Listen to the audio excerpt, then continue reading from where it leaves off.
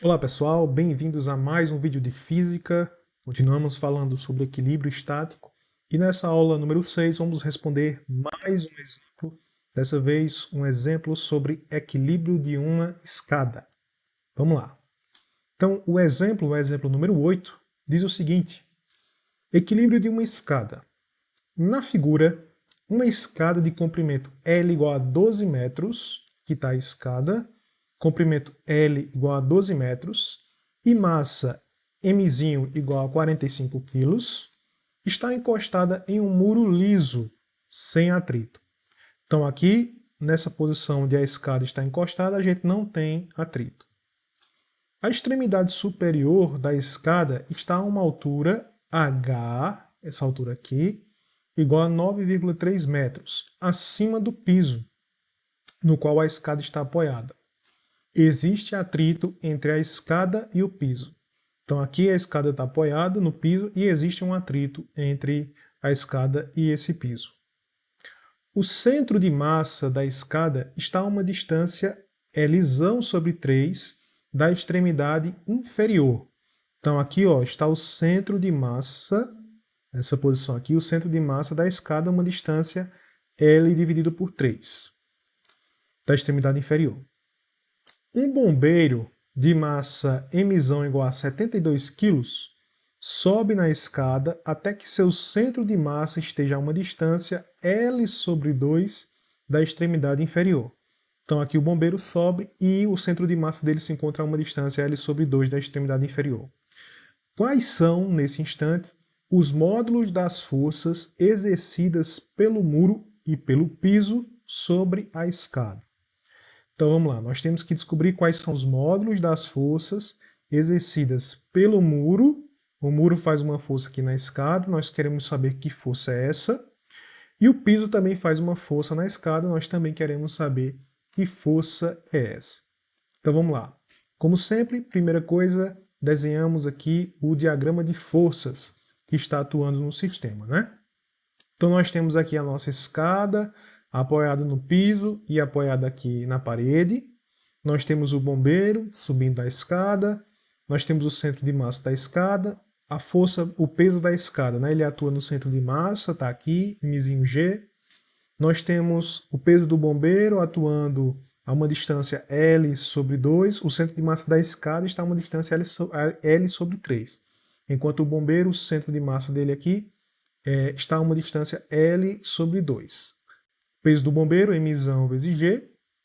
Nós temos, além disso, a força de atrito, né? A escada, se não tivesse nenhum atrito, ela escorregaria.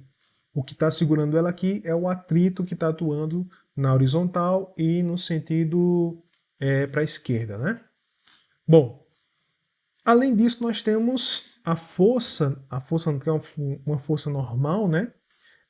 A força que a parede faz e a força que o piso faz na escada. A força que o piso faz na escada eu vou chamar de F1. A força que a parede faz na escada eu vou chamar de F2. Então vamos lá.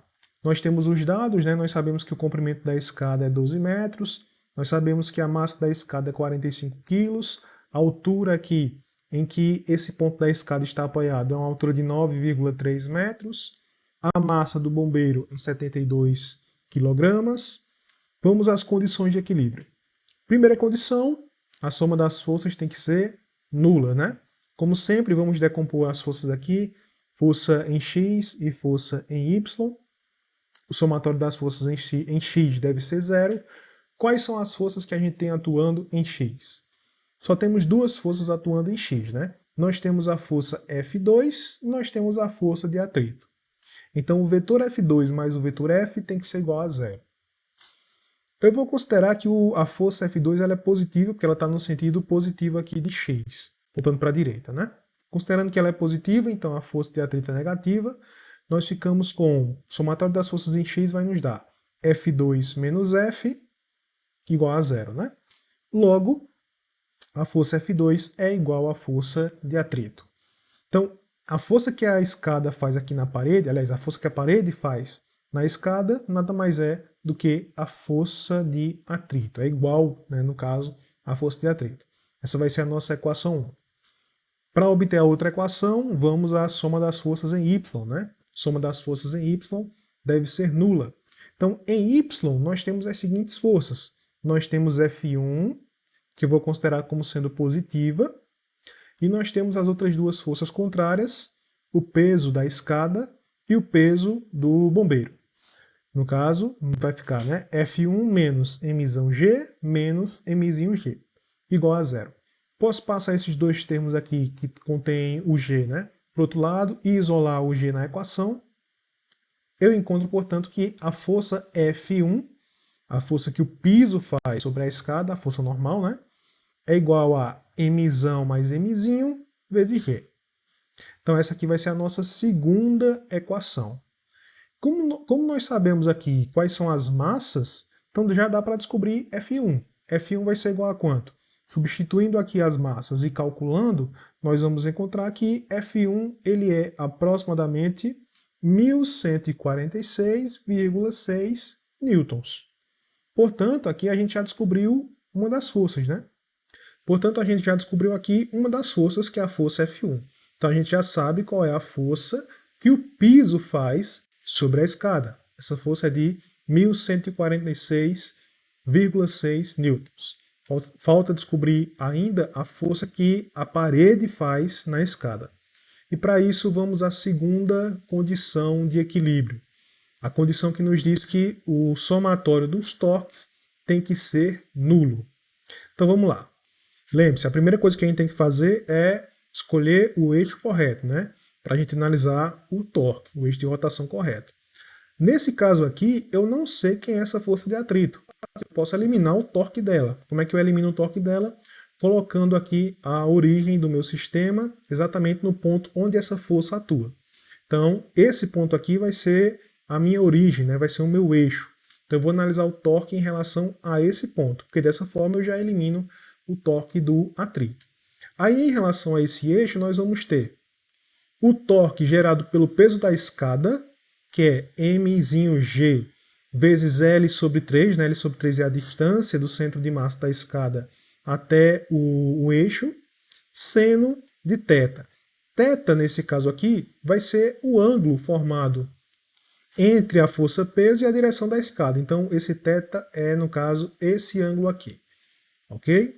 Mais, novamente aqui, o torque gerado pelo peso do bombeiro, mzão, g, L sobre 2, porque o centro de massa do bombeiro está a uma distância L sobre 2 do meu eixo, seno de θ, porque o ângulo ele é igual.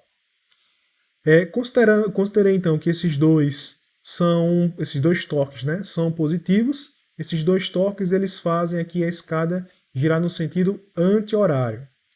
E a força F2 ela faria a escada girar no sentido horário, portanto o torque dela é negativo, tá? Então vai ficar menos F2 vezes L, porque a distância aqui de onde a força atua até o eixo de rotação é L, F2 vezes L, seno de, agora tem que saber o ângulo, né?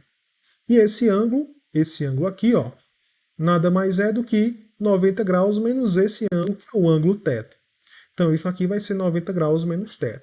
Então o torque da força F2 vai ser menos F2L, seno de 90 graus menos θ, e pela condição de equilíbrio, isso tudo aqui tem que ser igual a zero. Posso novamente aqui eliminar esses L's da expressão e fazer aqui uma organização nela, né, passando alguns termos para o outro lado. Nós vamos encontrar aqui F2 seno de 90 graus menos θ, isso vai ser igual a mzinho sobre 3 mais mzão sobre 2 vezes g seno de θ. Então, por enquanto, nós temos essa equação. Passando esse seno de 90 graus menos θ para o outro lado, ele vai dividindo, né? Chegamos nessa expressão aqui. E com essa expressão a gente já pode descobrir quem é F2. Por quê? Nós temos as massas, as duas massas. Falta ainda, na verdade, o ângulo θ. Como é que eu faço para descobrir o ângulo θ, né? Uma vez que θ é esse ângulo, né? Esse ângulo aqui, ou esse ângulo aqui, ou esse ângulo aqui, eu posso utilizar, por exemplo, o cosseno, dizer que o cosseno de θ é o cateto adjacente a θ dividido pela hipotenusa, que é o tamanho da escada.